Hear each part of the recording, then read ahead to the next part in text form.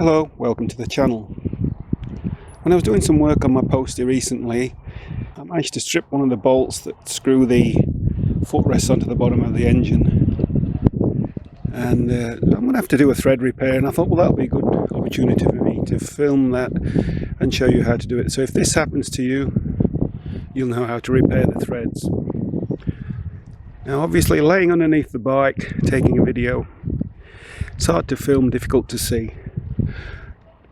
But fortunately for you, and unfortunately for me, I've got an old engine casing that has a strip thread in the bottom of the casing, so I can mount that upside down, film it, and we can get a good look at exactly how to repair the strip threads.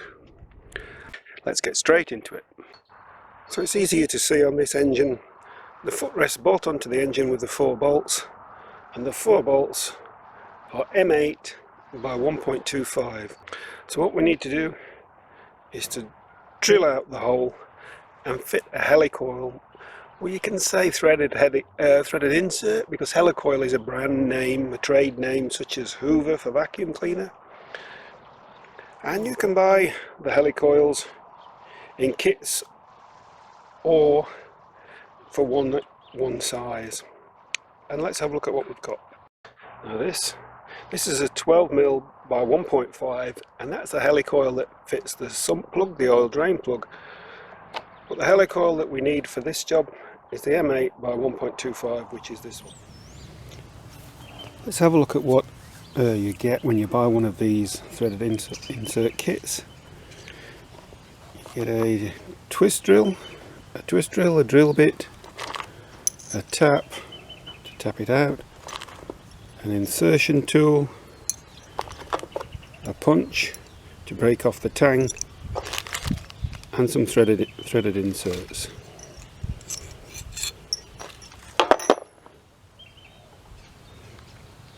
The insert fits onto the insertion tool like this, with a tang to the top.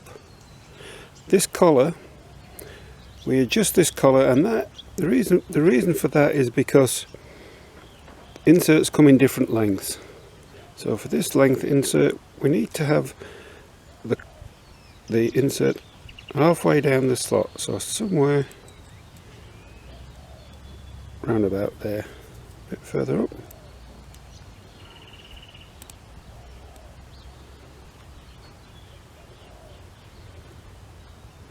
Like that. Then we screw it in. Once we've screwed it in, as you can see, we use the tang to allow the insert to be screwed in using the slot on the tool. But once it's in, we need to screw a bolt. We need to screw a bolt in there, and that would hit on the tang. So as you can see, if you can see, the tang has a notch machined into it. And what happens once the insert's in the hole, and we take the punch, and that punches onto the tang, we give it a tap, and it breaks off the tang, leaving us with a clean hole so that we can fit our bolt. So here we have the crankcase that we wish to repair the threads. This is our strip threads. So we're using the drill supplied with the kit and an electric drill. Make sure that we're drilling square.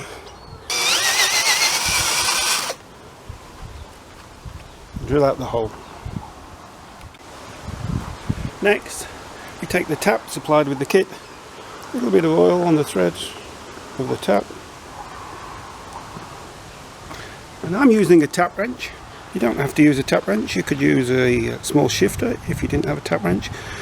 And we just screw this in, making sure as we start it that it's nice and square. So start off and have a good look, make sure that we're going in square. And we're not quite square there. Here we go. Now I was taught as an apprentice to simply wind a tap and keep winding. Some people stop and turn back to break the heel. That's what I was taught to do for a dies. Entirely up to you, whichever you prefer. So all I will do is wind until we get to the bottom of the hole. This is aluminium, depends where you're from. so it's quite soft and easy to tap. This was a taper tap, which is ideal for starting. Then for a blind hole, ideally you should switch to a plug tap so you can get threads the full depth of the hole. I don't have a plug tap, but the taper in this case gives me enough depth for the length of bolt that I've got. Once it's in, wind it out,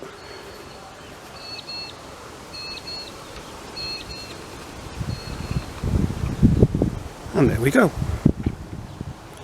So to clean the swarf, the metal chips out of the hole, if you were doing this on your bike, obviously the engine in the frame, the chances are most of the swarf, the chips, will fall out. In this case, that's obviously not going to happen. Either use an airline, but if you don't have an airline, take a cotton bud with some grease,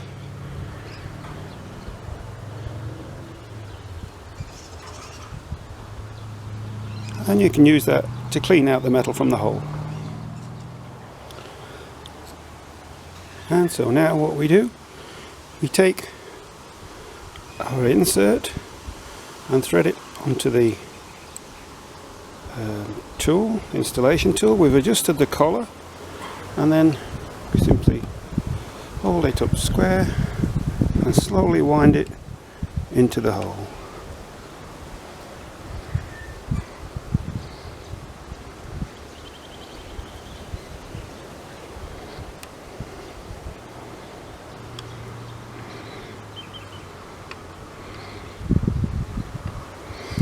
How far do we want to wind it in?